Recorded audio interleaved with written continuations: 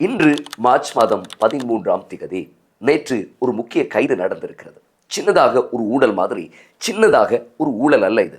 விவகாரம் 35,000 அடி உயரத்துக்கு பெரியது.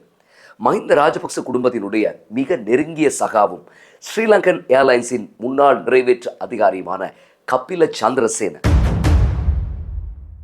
ஏர்பஸ் விமானங்களை கொள்வனவு செய்த போது நடந்ததாக கூறப்படும் ஊழல் விவகாரத்தில் கைது செய்யப்பட்டு மார்ச் 19ஆம் தேதி வரை விளக்கமறியலில் வைக்கப்பட்டிருக்கிறார். இதில் இன்னொரு முக்கிய ட்விஸ்ட் என்னவென்றால், இந்த முறையற்ற கொடுக்கல் வாங்கலில் 3வது சந்தேக நபராக ராஜபக்ச குடும்பத்தினுடைய இரத்த வாரிசு ஒருவர் பெயரிடப்பட்டிருக்கிறார். இவர் யார் என்று தெரிகிறதா, தீ என்று புரிகிறதா என்று பில்டப் கொடுக்கும் அளவுக்கு நமக்கு பரிச்சயமானவர் அல்ல. ஆனால் மன்னர் குடும்பங்களில் எல்லோருக்கும் மவுசும் அதிகாரமும் இருப்பது போல இவருக்கும் அந்த நாட்களில் இருந்திருக்கிறது. அவர்தான் ஷமீந்திர ராஜபக்ச. மஹிந்த ராஜபக்சவினுடைய பெரிய அண்ணனும் முன்னாள் சபாநாயகருமான சமல் ராஜபக்சவின் இளைய புதல்வர் அவர். அவரை கைது செய்து நீதிமன்றத்தில் நிறுத்துமாறு உத்தரவிட்டிருக்கிறது கோட்டை நீதவான் நீதிமன்றம். ஷமீந்திர ராஜபக்ச இப்போது அமெரிக்காவில் வசிப்பதால் அவரை பிடித்து வர சர்வதேச போலீசாரின் உதவியை நாடி சிவப்பு பிடிவராந்து பிறப்பிக்க ஆவணம் செய்யுமாறும் காவல்துறைக்கு நீதிமன்றம் உத்தரவிட்டிருக்கிறது. காதல் இல்லாத இடமில்லை, நுழையாத மனமில்லை போலத்தான் இலங்கையில் ஊழலும் அது நுழையாத துறை இல்லை. அது வெங்காயமாக இருக்கலாம், சீனி, மருந்து பொருட்கள், விமானங்கள் என்றெல்லாம் ஜாதி பேதம் எதுவும் பார்ப்பதில்லை. எல்லாவற்றிலும் இருந்தது, எல்லா துறையிலும் இருந்தது. சட்டம் என்பது எல்லோருக்கும் சமம் என்று ஏட்டில் மட்டும்தான் இருந்தது. அரசியல் அதிகாரம் பெற்றவர்கள் தங்களுடைய பதவிகளின் தராதரத்துக்கு ஏற்ப ஊழல் செய்தார்கள். அப்படி ஒரு ஊழல்தான் சர்வதேசம் எங்கும் பேசுபொருளானதால் இலங்கை அரசியலில் பெரும் சலசலப்பை ஏற்படுத்திய ஏர்பஸ் ஊழல். 2013ஆம் ஆண்டு ஸ்ரீலங்கன் ஏர்லைன்ஸ் விமான சேவை 14 புதிய விமானங்களை கொள்வனவு செய்ய முன்வருகிறது. 6 ஏர்பஸ் 330 ரக விமானங்கள், 4 ஏர்பஸ் 350 ரக விமானங்கள் என்று 10 விமானங்களை வாங்கவும், மேலும் 4 ஏர்பஸ் 350 ரக விமானங்களை லீசிங் அடிப்படையில் கொள்வனவு செய்யவும் $26 மில்லியன் பணம் முற்பணமாக செலுத்தியது என்றுதான் இந்த கதை ஆரம்பமாகிறது. இவற்றுக்கு $2.3 பில்லியன், அதாவது $2,300 மில்லியன் செலவாகும் என்று சந்தை பெறுமதிக்கு மேலதிகமாக கணக்கு காட்டியது ஸ்ரீலங்கன் நிர்வாகம். இந்த கொடுக்கல் வாங்கலில் ஏர்பஸ் $16.7 மில்லியன் லஞ்ச பணத்தை வழங்க முன்வந்தது. ஏர்பஸ் என்பது எத்தனை பெரிய புகழ்பூத்த ஒரு நிறுவனம், அது இப்படியெல்லாம் லஞ்சம் கொடுக்க முன்வருமா என்று அதிர்ச்சியே நமக்கு ஏற்படும் அல்லவா? ஆம், உலகத்தில் ஏர்பஸுக்கும் சரி, எந்த ஒரு பிஸ்னஸ் நிறுவனத்துக்கும் சரி, நல்லவர் வல்லவர் என்று சான்றிதழை உடனே வழங்கக்கூடாது. ஏர்பஸின் சந்தை பெறுமதிக்கு மேலதிகமாக மொத்தம் $2,300 மில்லியன் என்ற இலங்கை மக்களின் வரிப்பணத்தை வழங்க இந்த கும்பல் பேரம் பேசுகிறது. ஏர்பஸ் இதை புரிந்து கொள்கிறது. $16.7 மில்லியன் வழங்கி அவர்களை செழிப்படைய வைக்க ஒத்துக்கொள்கிறது. இவ்வளவுதான் இந்த டீல். அடுத்த காட்சி கட் கேமரா என்று சொன்னால் அது புரூனேயில் போய் நிற்க வேண்டும். ஆரம்ப கட்டமாக $2 பில்லியன் பணத்தை ஏர்பஸ் நிறுவனம் ஸ்ரீலங்கனின் பிரதான நிறைவேற்று அதிகாரி கபில சந்திரசேனவின் மனைவியின் புரூனே நாட்டு வங்கி கணக்கில் வைப்பு செய்கிறது. இந்த கொடுக்கல் வாங்கல் பின்னாளில் நிரூபிக்கப்பட்டது. பிரித்தானியாவின் கிரவுன்ஸ் நீதிமன்றம் அம்பலப்படுத்தியும் இருந்தது. ஏர்பஸுக்கு தண்டப்பணமும் விதிக்கப்பட்டது அப்போது. ஆனால் சோகம் என்னவென்றால், லஞ்சம் கொடுத்த ஏர்பஸுக்கு தண்டனை கிடைத்தது.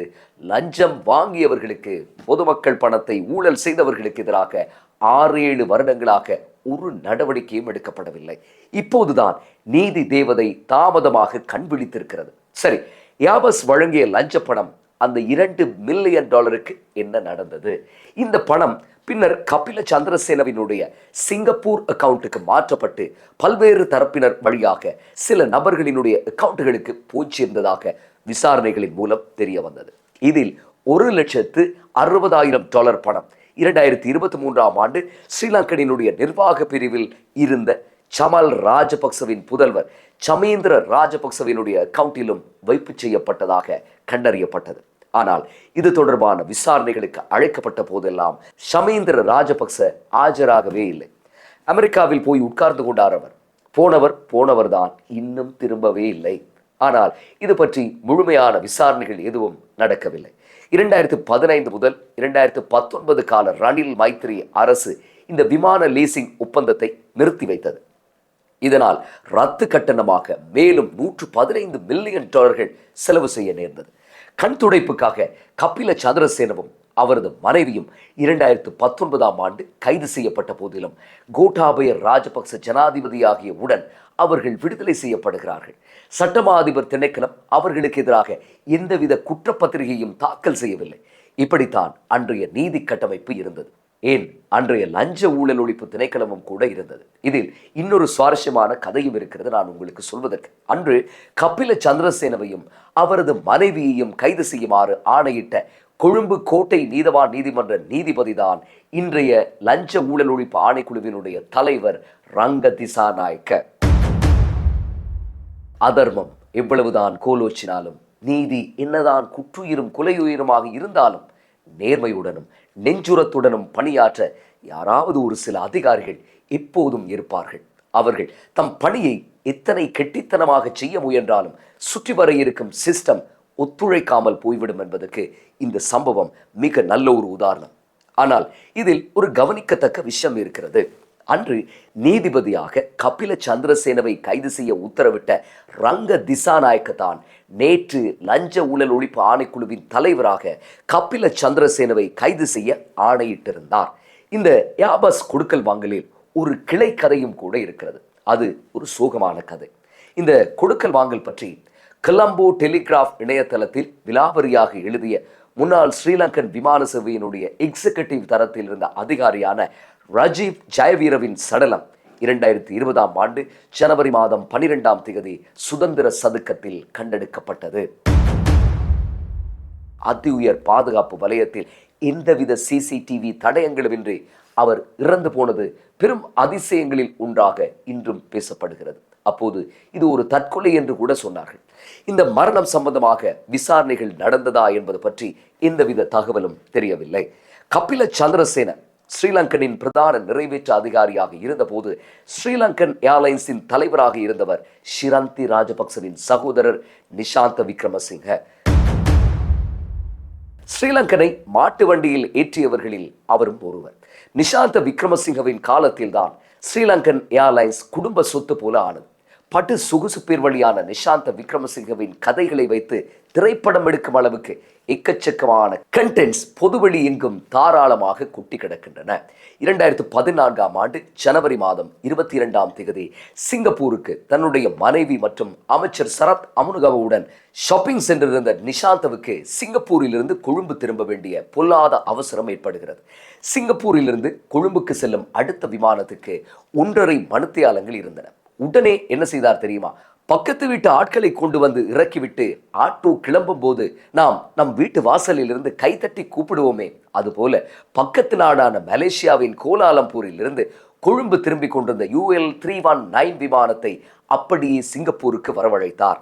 மிக முக்கியமான அரசு அதிகாரிகளுக்கு நாடு திரும்ப வேண்டிய கட்டாயம் ஏற்பட்டிருப்பதால் விமானம் டைவர்ட் செய்யப்பட்டதாக விமானத்துக்குள் இருந்த பயணிகளுக்கு அறிவிக்கப்படுகிறது. இதனால் ஏற்பட்ட நட்டம் மட்டும் $4,512. இப்படி ஒன்றல்ல இரண்டல்ல, சிந்துபாத் கதைகள் மாதிரி நீண்டு கொண்டே செல்கின்றன நிஷாந்தவினுடைய திருகுதாளங்கள். இன்று நட்டப்பட்டு பரிதவித்தபடி தன்னை மீட்டுக்கொள்ள போராடி கொண்டிருக்கிறது ஸ்ரீலங்கன் ஏர்லைன்ஸ். 1979 முதல் இந்த விமான சேவைக்கு அவ்வப்போது நாட்டை ஆண்டவர்கள் செய்த அட்டூழியங்கள் கொஞ்ச நஞ்சமல்ல. பிரேமதாசவிலிருந்து ராஜபக்ச கால யாபஸ் கொடுக்கல் வாங்கல் வரை பேசுவதற்கும் பகிர்வதற்கும் ஏராளமான சங்கதிகளும் கூட இருக்கின்றன. ஸ்ரீலங்கனை போஸ்ட்மார்ட்டம் செய்தால் அதிகார துஷ்பிரயோகம்தான் அதன் இந்நிலைக்கு காரணம் என்று ரிப்போர்ட்டும் கூட வரும். இந்த யாபஸ் வழக்குக்கு இப்போது 7 ஆண்டுகள் ஆகிவிட்டன. அமெரிக்காவில் இருக்கும் ஷமீந்திர ராஜபக்ச இங்கே வருவது எல்லாம் எந்த அளவுக்கு சாத்தியம் என்று தெரியவில்லை, அல்லது வரப்போவதும் இல்லை. சர்வதேச போலீசாரின் உதவியுடன் அமெரிக்கா தலையிட்டு நாடு கடத்தாமல் இது சாத்தியப்பட வாய்ப்பு இல்லை.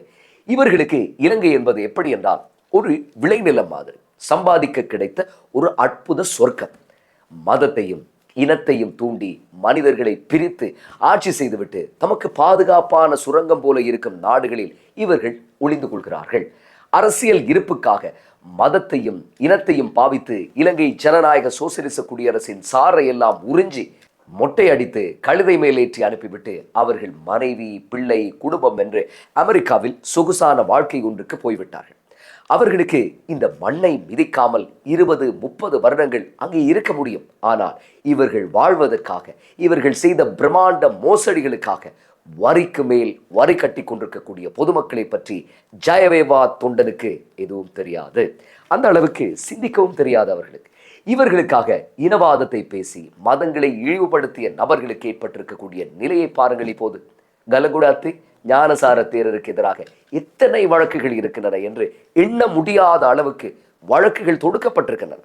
புனித குர்ஆனை அவமதித்த வழக்கு ஒன்றில் குற்றப்பத்திரிகை தாக்க 11 ஆண்டுகளாக சட்டமா அதிபர் ஆலோசனை வழங்காததால் அந்த ஃபைல் ஒரு பெட்டியில் தூங்கிக் கொண்டிருந்தது. இப்போது அது தூசு தட்டி எடுக்கப்பட்டிருக்கிறது. ஞானசாரவுக்கு எதிராக வழக்கு தாக்கல் செய்யப்பட இருக்கிறது. பாருங்கள், இந்த வகையான நீதி கட்டமைப்புடைய நாட்டில் நாம் இத்தனை காலம் வாழ்ந்திருக்கிறோம் என்று அதிகாரம் படைத்தவர்கள் ஊழல் செய்துவிட்டு அவர்கள் தம் அதிகாரத்தை தக்க வைத்துக் கொள்ள இனவர்க்கம் முரண்பாடுகளை ஏற்படுத்தி குளிரும் காய்ந்திருக்கிறார்கள். இவர்களுக்குள்ள ஒற்றுமை என்னவென்றால் இவர்கள் யாருமே சட்டத்தால் தண்டிக்கப்படவில்லை. இப்போதுதான் இவர்கள் மீதான பிடி இறுகிக் கொண்டிருக்கிறது. இதனால் தான் அரசு பழிவாங்குவதாக தினமும் சோக கீதம் பாடுகிறார்கள். இந்த பழிவாங்கல் என்று ஆரம்பிக்கும் நபர்களை பார்த்தால் தெரியும், அவர்களும் அவர்களுடைய ஆட்சியும் எப்படியெல்லாம் மக்களை வதைத்து பொது சொத்தை சூறையாடியது என்று. மீண்டும் அடுத்த பதிவில் சந்திப்போம். நன்றி.